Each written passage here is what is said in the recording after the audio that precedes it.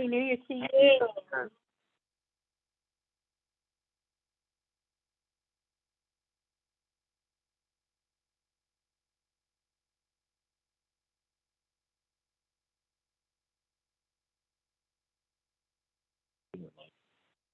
All over.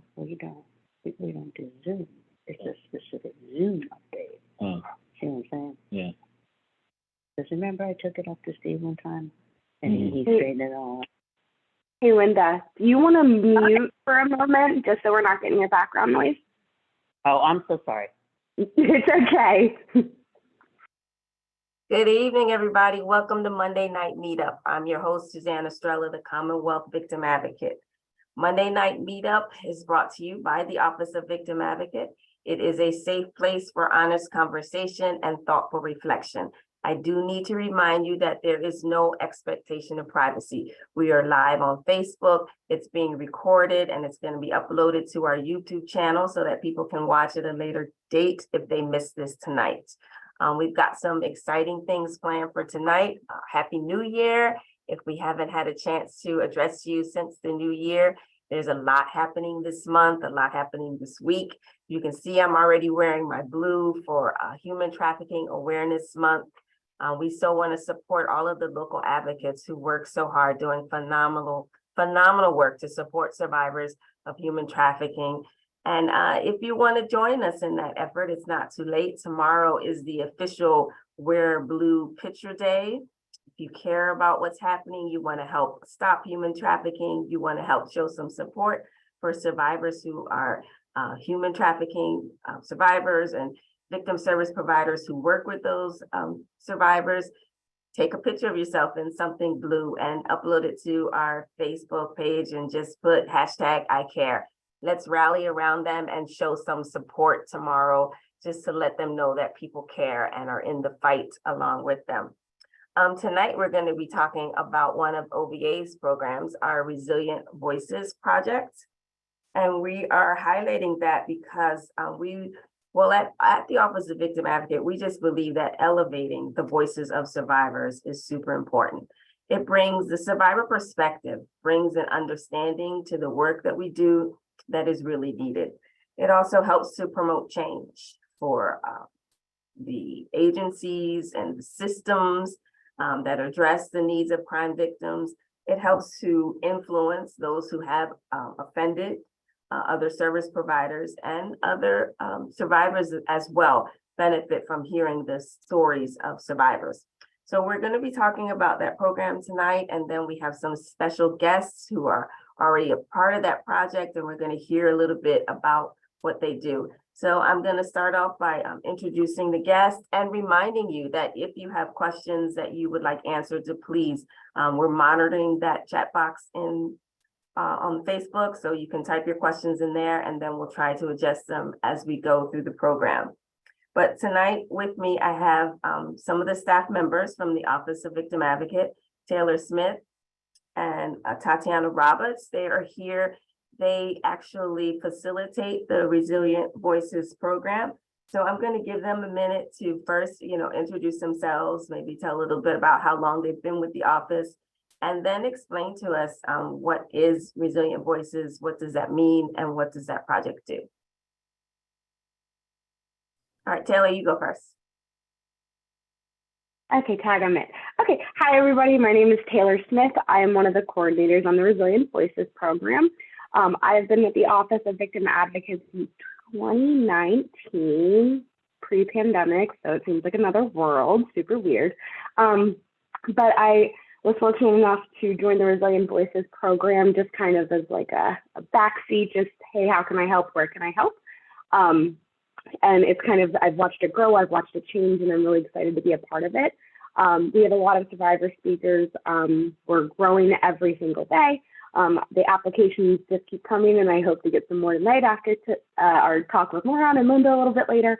But the program is really geared towards what our speakers want to get out of it. So before you go too deep into that, let's let Tatiana introduce herself.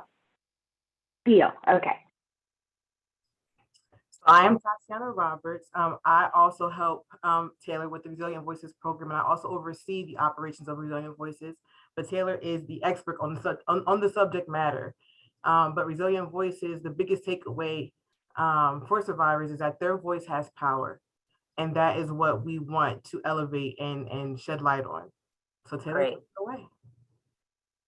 All right, Taylor, go ahead. Give us some details about what is Resilient Voices. Absolutely. So, like Tati just said, their voices do have power, and what they do with their voice is up to them with the Resilient Voices program.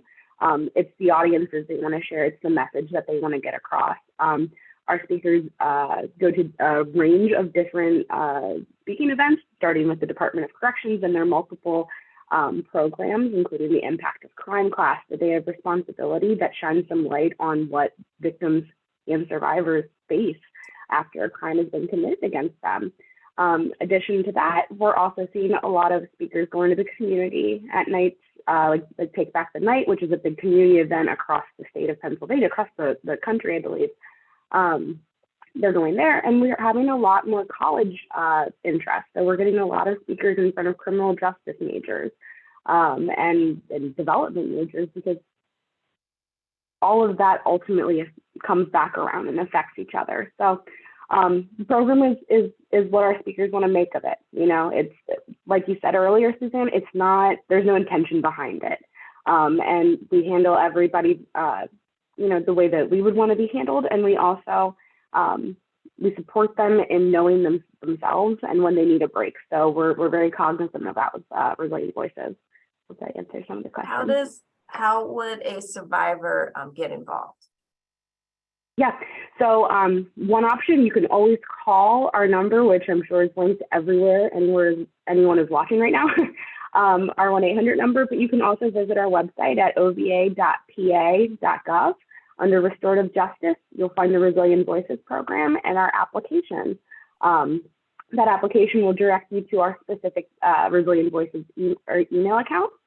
And then an advocate, myself, Tatiana, anybody from my office, our office will contact you and get you started on the next steps, which I can get into if you'd like. Okay. Tell us a little bit about the next steps. Go ahead. The next steps. Okay, cool.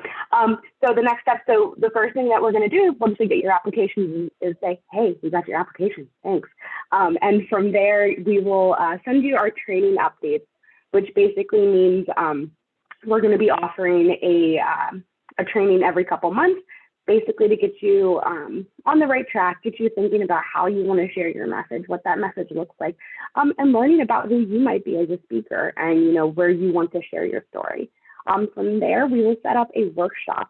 The workshop is basically a chance for you to share your story with a group of advocates, which is myself, my coworkers, staff members at the Office of Victim Advocate. From there, depending on what type of speaking event you want to do, an advocate will always accompany you if that's something that you're looking for.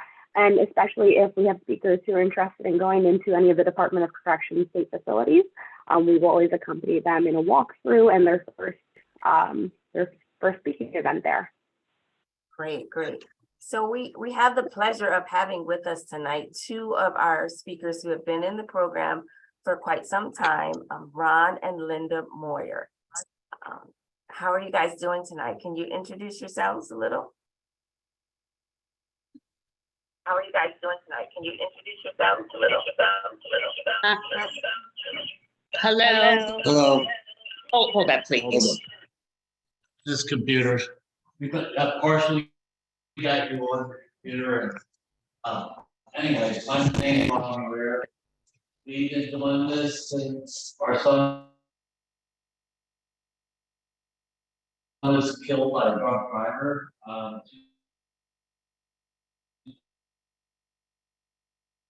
2010. I think it was about 2 years after that. I went to Harrisburg. Started taking classes. We've been doing this for.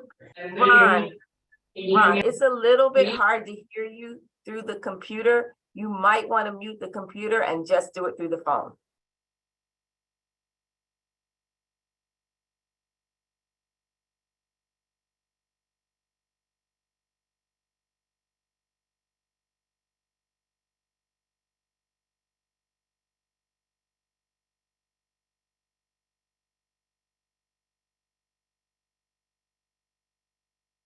Hello? Yes. Hi, is this better? Yep, much better. I'm sorry. Please understand the old school thinking of, of two people who don't do this much. I'm Lynn Moyer. Ron and I together go to different places, mostly to SCIs, and we speak about our son's accident, what has happened with the offender, and I have to share that we always end with hope, because there's always hope. Mhm, We always speak on forgiveness and reconciliation. mhm.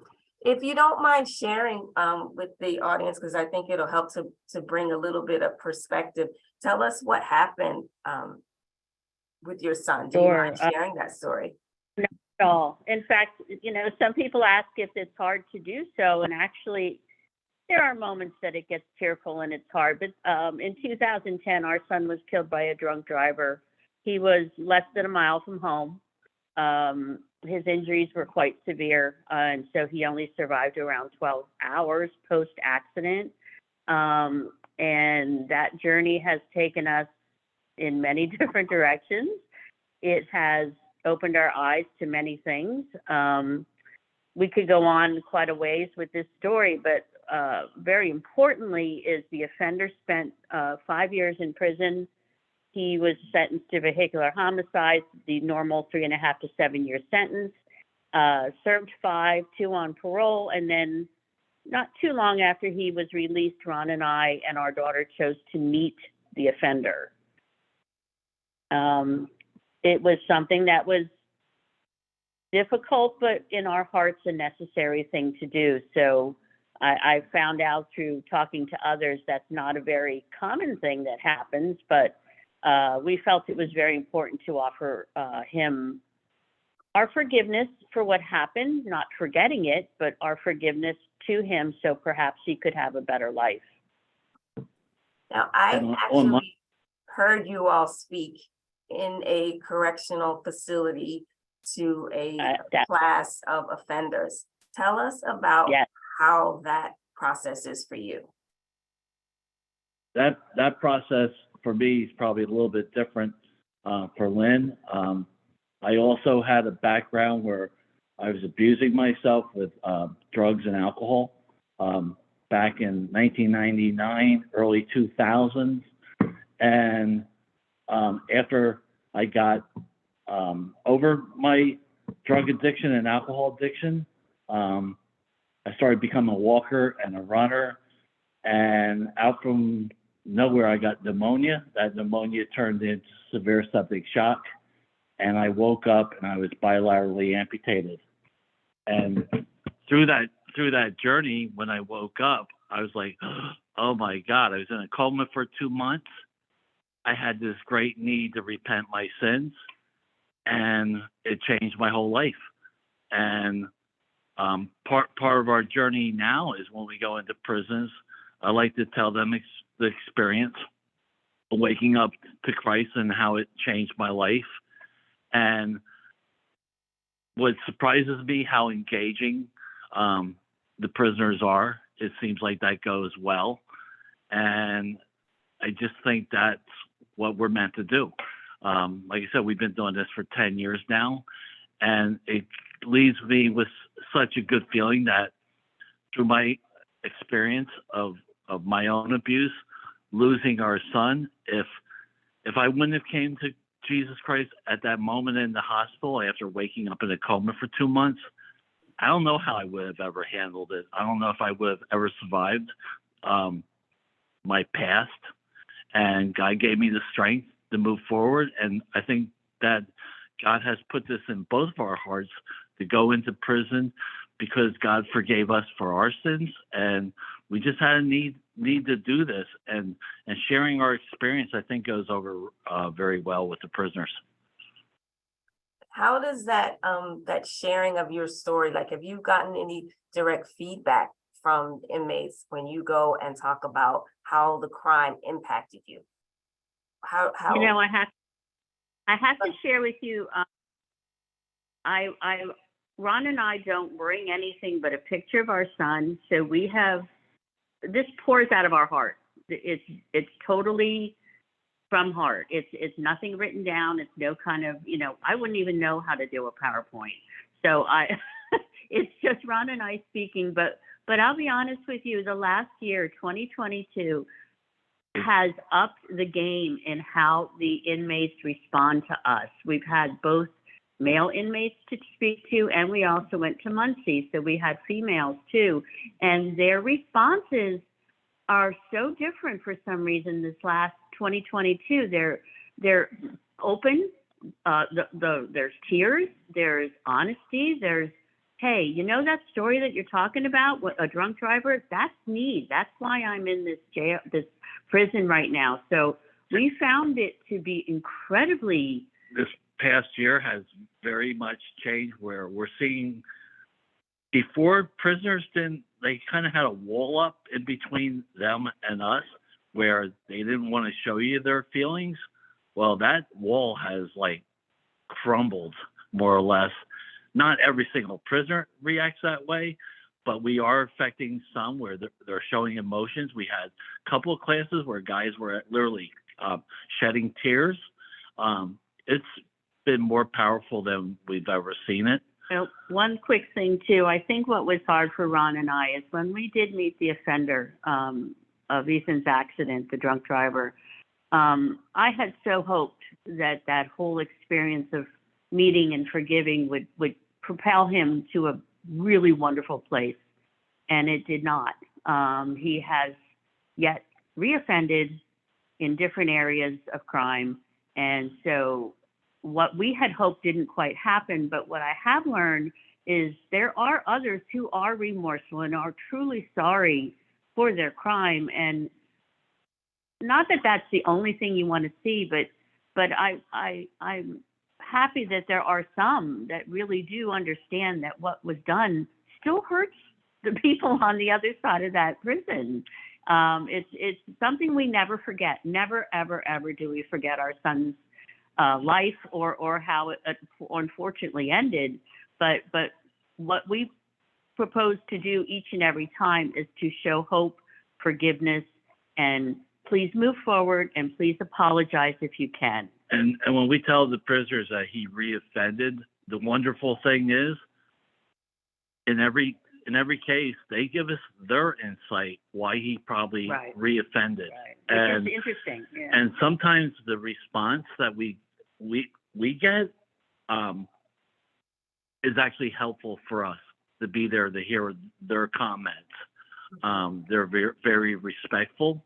And I get addiction. I totally get addiction. My addiction lasted for 7 years till I just had a need to just cut it off. But they get it, and they get where we're coming from, and I just think it goes over well.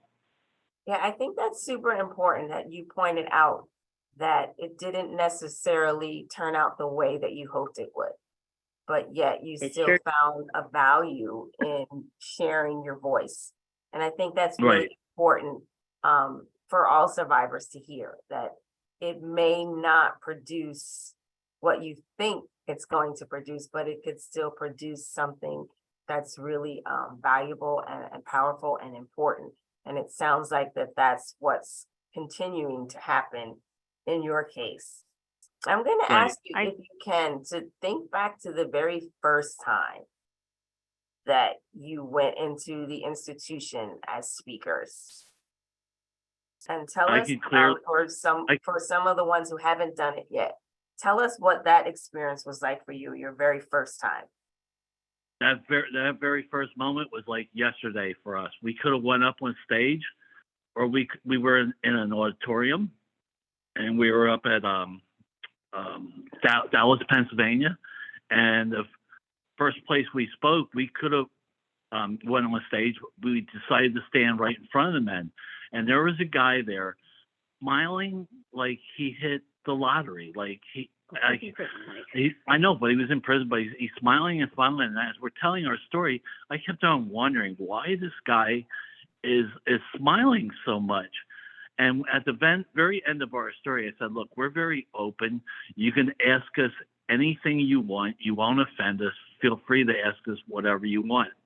And the very first guy I was wondering about why he was smiling so much, he comes out with the what I get from Used To, the feeling of love that I've gotten from Used To. I will never, ever forget this moment, and I am forever changed by Used To. We went home at 3 o'clock in the morning. I'm waking up and tapping my wife saying, "Did you remember what that guy said?" I'll never forget it. And it just drew me in that I knew that I wanted to commit ourselves to do this more often. I have to share something though. Ron and I have never ever visited anyone in a jail or a prison. No family member, friends. So the whole experience of learning how you need clearances and, you know, the detection part when you go through the beginning parts of it. I just was unaware of that. And so I will share that if you do that for the first time, know that those things are part of your day, that you leave your belongings in your car. Don't bring in your phone.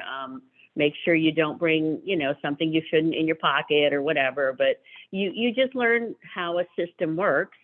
And so now it's very easy to do that. But in the beginning, it wasn't something we were ever used to. And then leaving is kind of the same thing. Someone accompanies you everywhere. You're never alone. There's a lot of safety included. You feel safe. Oh, very safe included. And I will always give lots of praise to any of the counselors and the folks who help, the guards. All the folks are wonderful. They make you feel comfortable. They help you through the system that they do every day. That's very different to a visitor. So those things I will say for the first time, I just had to learn the steps to get in and how to get back out. But I agree with Ron. I think as soon as we did it once, we're like, oh, this is definitely something we're going to continue. It's very rewarding. It really is, because you share a story with people. And I'm very glad that I'm not learning what their crime was. That's not my business. I don't want to know that. So we just sit and talk to whoever's there. Do you think by sharing your story, do you feel like that honors the loved one that you've lost? Or? Absolutely, because our son, I always said, was born in the wrong era. Our son was a musician. He was a drummer. He was very artsy. We always used to call him our hippie son. There's no doubt in my mind our son would very much want us to do this. Our son would have been the first one forgiven the offender. The offender. Yeah. Yeah. And, a lot of times people do not speak of their loved one they've lost, or if their loved one was hurt in some way, because it hurts. And I will tell you, this is no lie. I cry each and every time. I put tissues in my pocket and I make sure that, when I get to a certain point, it just happens. And it's nothing to be ashamed of. It's true. And it's the feeling I have at that moment. And I want people to understand that it doesn't matter if it's yesterday or 50 years, you miss that person, and you honor them by sharing stories about them and sharing, even up until their very last moment, you're still talking about them and they're still your son. And so honoring them is by far something that we do. And I have to say, when I woke up in the hospital in 2010, being in a coma for 2 months, I thought my life was pretty much over, because what I woke up to being bilaterally amputated. I was a walker runner. I was running about 5.5 miles a day.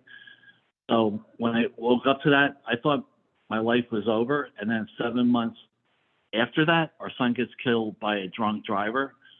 So that's why we bring up how I woke up, literally repented my sins, and I know I was Holy Spirit filled at that point. And to let prisoners know that when they're in the darkest part of their lives, they can be forgiven. And our class in Harrisburg was on forgiveness and reconciliation. So if that helps anybody when we talk about Jesus.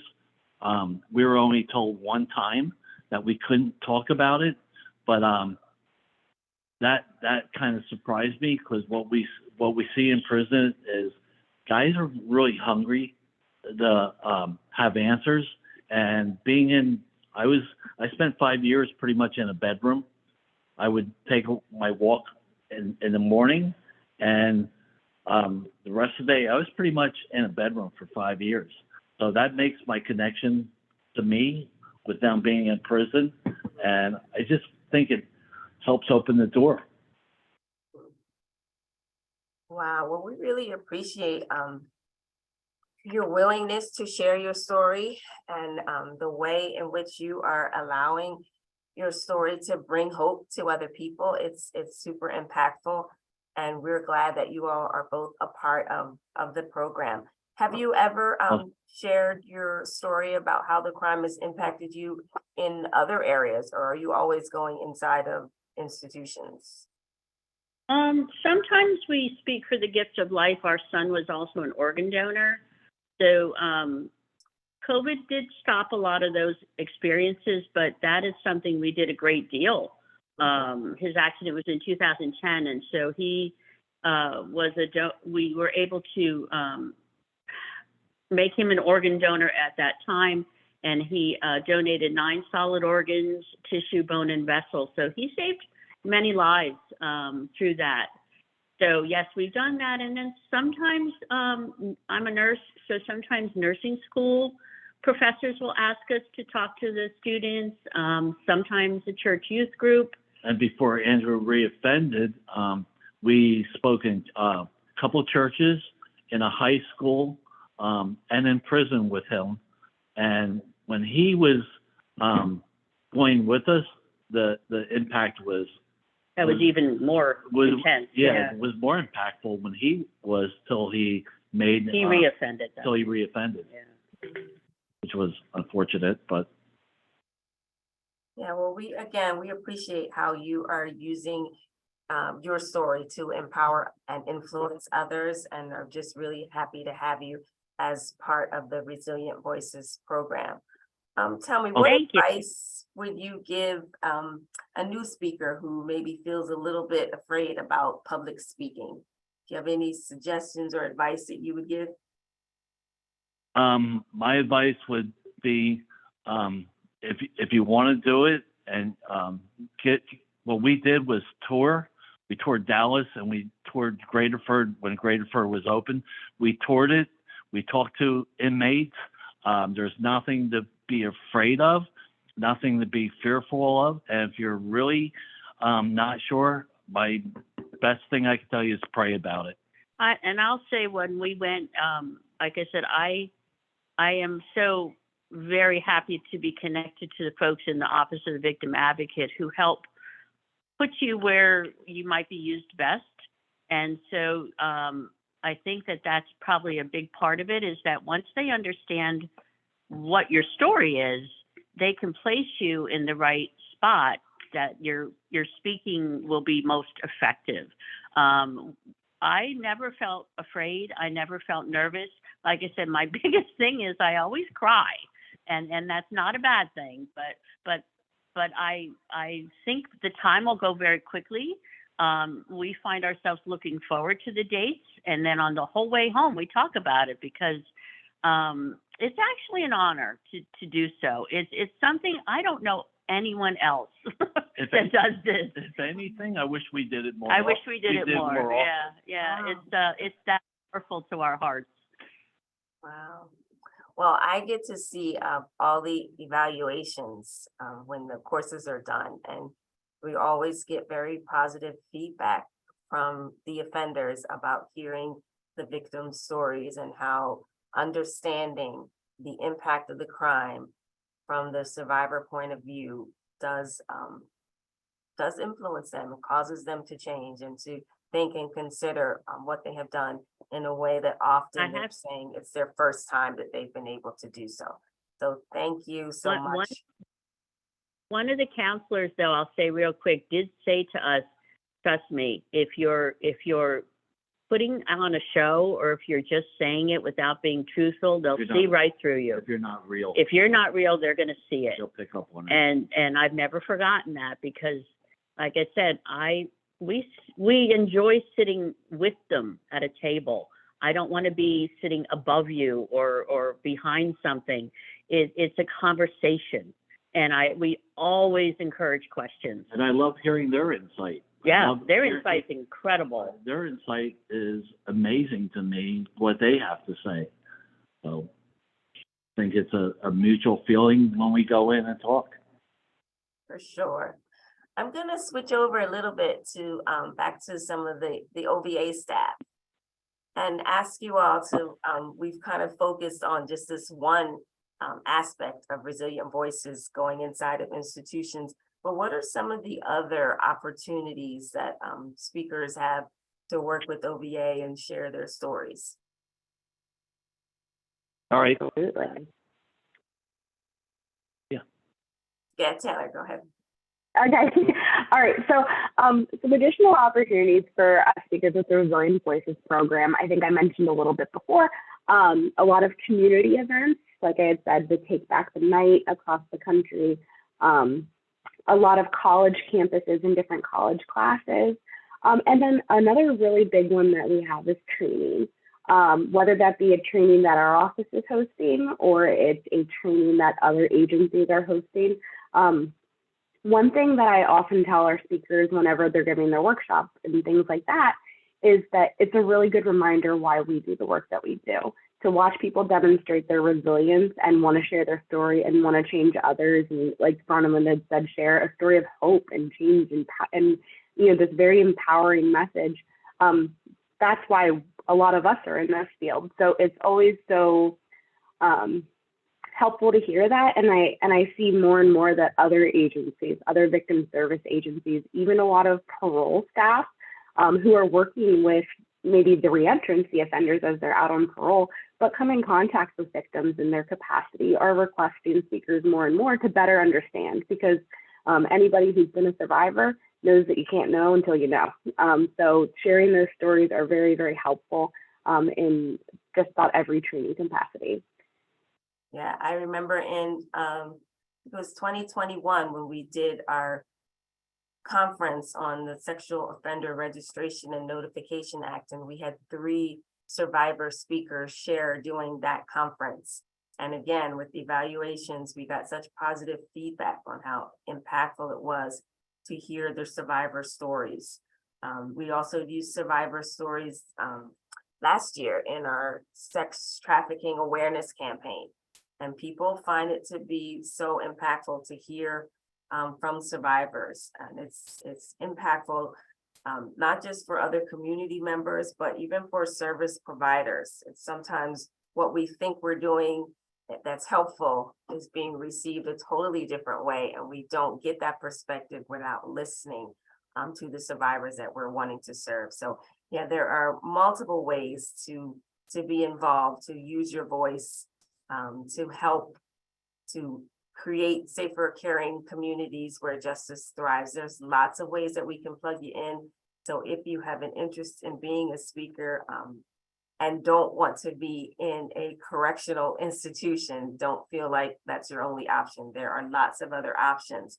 And we're going to be having some quarterly trainings coming up for survivor speakers. So tell us a little bit about those trainings and what people can expect at a training and how to get signed up for a training. Yeah, so our quarterly trainings, they're new and improved and super cool, if I do say so myself. But no, they're for part of the process that I mentioned earlier. You submit the application, the next step is saying, hey, thanks for sending it, and then you're going to get information on those quarterly trainings. Those trainings, like I had said, are kind of a way for you to develop your story and figure out how you want to share it, what your message is, and just little quirks about public speaking. You might have an extremely powerful story, but not know how to get it out. That's why we're here. That's why myself, Tatiana, staff at OVA, that's why we're coordinators on the program, so we can help you navigate that system. You guys will notice I sit here and I post my fingers. Like, that's something we'll be talking about. It's a really important piece to be cognizant of what you're doing while you're speaking. So tips and tricks, and then generally just what to expect from events. Ron and Linda gave a great example earlier about like walking into the prison the first time and oh my gosh, like, oh, what is that all about? we're going to try and intercept that. What can we tell you ahead of time? How can we teach you? How can we make this as comfortable and as seamless as possible for you? So the training, I will be hosting the training along with some other coordinators, Tatiana, Mandy Goddard from my office are also coordinators. So we'll be hosting the training. That information is available once you submit your application, and I believe it was also included in our newsletter, if I'm remembering correctly. So if you get the newsletter and you're like, oh my gosh, maybe I want to be a speaker, great time to join. So yeah. Right, and when is the first training going to be? When is that coming up? It is January. Oh my goodness, I'm testing my brain. I had it written down in front of me before. It's January, Tati. Sorry, I was trying to get my unmute done. January 27th. It's a lunch and learn. There it is. Yes. January 27th, the Lunch and Learn. Great. So hopefully people won't have to take any time off of work or anything like that. If if you're interested, but the training is not at a time where you can go, let us know so we can work a way around that, so we can make sure that you get the training that you need to become a part of the program. I think Ron and Linda, did you have anything else that you wanted to share before we wrap up? I think we've covered just about everything, but wanted to give you one last opportunity if you'd like to give some closing remarks. I think I appreciate the very last question you had was, does this honor your loved one? And yes, it does. I mean, I think it's saddest when I meet people, and Ron can attest to this. I'll see them in a grocery store or, wherever, and I can feel that they're hurting about something, but they don't want to share it. But seriously, sharing it with a group, either it's inmates or other victims or other survivors or other family or friends, it means so much, because once you talk to another person about their loss, there's places you connect, and there's places where you understand each other, and there's places where you can explain, well, this is how it went for us, and how did it go for you? And it kind of makes it very surreal. So yeah, it's kind of interesting. I met a lady not too long ago who lost her daughter to an overdose, and yes, the situations were different, but yes, they're the same. It's interesting because we're all able to share if we can. So I strongly encourage anybody that can try to do the training, please try it. And this happens weekly. Every time she goes to the grocery store, I'm sitting in the car reading, and she comes out, and I'm Crying. like, not again. You have another story, don't you? Yeah, I call it God's winking at her. there's lots of hurting people in the world, and you can feel it. And what we should do is comfort each other and try to give them hope. So thank you for mentioning that, honoring our loved one, because by far it brings us to a spot in our heart that we know we'll see our son again, and it's something that keeps you going. Awesome.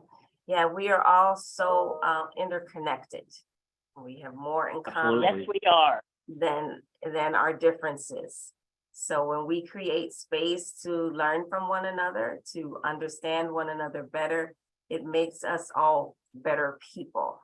So It does. And this world needs hope We right need now. we all we need need hope it. right now. yes, for sure.